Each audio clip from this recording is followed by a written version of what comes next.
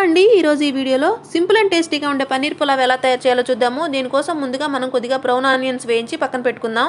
దీంట్లోనే కొద్దిగా జీడిపప్పు కూడా వేసి వేయించుకొని పక్కన పెట్టుకోవాలి. ఇప్పుడు దీంట్లోనే మనం ముందుగానే కట్ చేసి పెట్టుకున్న పన్నీర్ కూడా వేసి వేయించుకొని పక్కన పెట్టుకుందాం.